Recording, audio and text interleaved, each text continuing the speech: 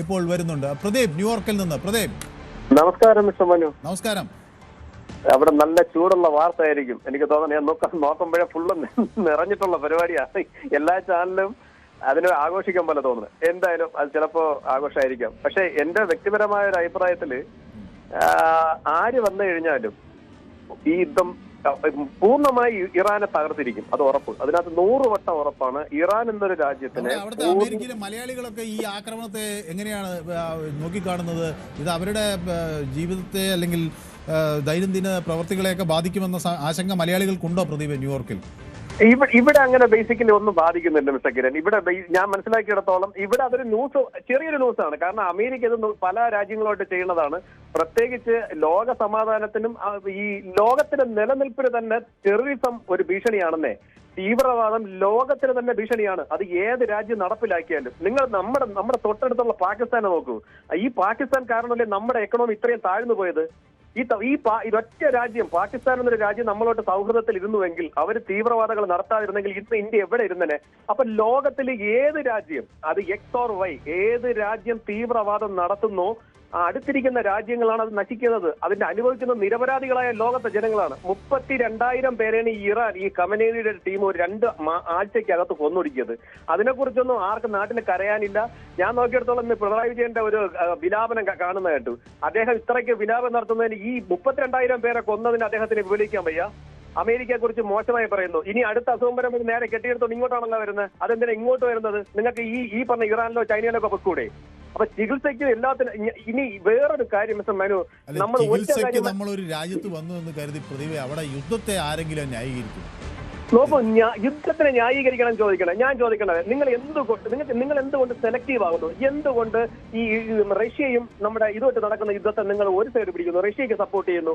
ഇവിടെ വരുമ്പോ എന്താ തിരിച്ചു പറയുന്നു? ഇതിലെന്ത് ന്യായം പറയുമ്പോൾ ആര് മരിച്ചാലും ഞാൻ ഒരിക്കലും ഈ യുദ്ധത്തിനെ ന്യായീകരിക്കുന്നില്ല. പക്ഷെ ഒരു കാര്യം ഉറപ്പാണ്, അവരുടെ ഉദ്ദേശം, അവർക്ക് ഈ ന്യൂക്ലിയർ വെപ്പൺ ഉണ്ടാക്കണം എന്നുള്ള ഉദ്ദേശം അതൊരു നല്ല ഉദ്ദേശമല്ല. അത് ഇസ്രായേൽ എന്ന രാജ്യത്തെ തകർക്കാനാണ്. എന്റെ വ്യക്തിപരമായ അഭിപ്രായത്തില് ഇസ്രായേലിന് ഇവര് ന്യൂക്ലിയർ വെപ്പൺ ഉണ്ടാക്കി വെച്ചോളൂ. ഇവർ ആദ്യം ചെയ്യുന്നത് ഇസ്രായേലിനെ തകർക്കും. രണ്ടാമത് അവർ ആ ന്യൂക്ലിയർ സാധനം കൊണ്ടുവന്ന് പാകിസ്ഥാൻ, നമ്മുടെ കാശ്മീരിൽ ഉള്ള തീവ്രവാദികളെ കൈ കൊടുത്ത് ഇന്ത്യക്ക് അടിച്ചിരിക്കും, ഉറപ്പ്.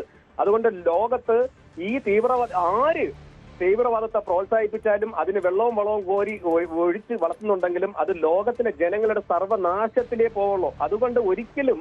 പിന്നെ വേറൊരു കാര്യം കൂടെ ചോദിച്ചോട്ടെ, ഇന്ത്യയുടെ ഏറ്റവും അടുത്ത സുഹൃത്ത് തന്നെയാണ് ഇസ്രായേൽ. അതുകൊണ്ട് തന്നെ ഈ യുദ്ധത്തിന് തൊട്ട് മുന്നേ അവിടെ പാർലമെന്റിൽ സകല അവർക്ക് വേണ്ട എല്ലാ കാര്യങ്ങളും നമ്മൾ പ്രഖ്യാപിച്ചതും അവർ ബെസ്റ്റ് കൺട്രി അവരുടെ ഫ്രണ്ടാണെന്നുള്ള കണക്ക് നമ്മൾ സംസാരിച്ചില്ലേ?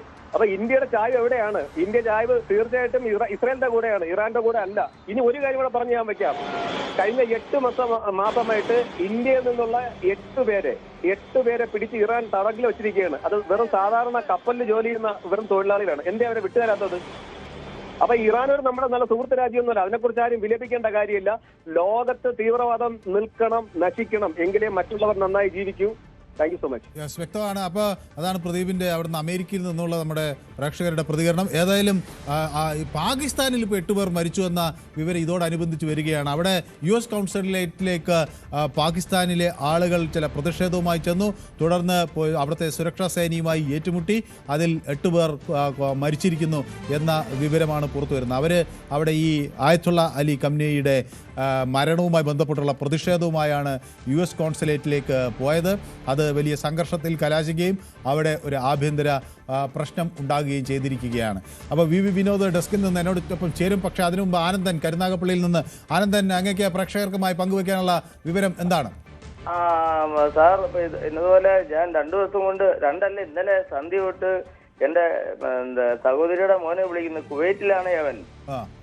ബന്ധപ്പെടാൻ പറ്റുന്നില്ല. നമ്മുടെ കോൺസുലേറ്റ് എന്തെങ്കിലും അതിന് വേണ്ടി നമ്മുടെ ഇന്ത്യയുടെ എന്തെങ്കിലും ചെയ്യുന്നുണ്ടോ കുവൈറ്റുമായിട്ട് നമ്മുടെ മലയാളിയുടെ കാര്യത്തിന്?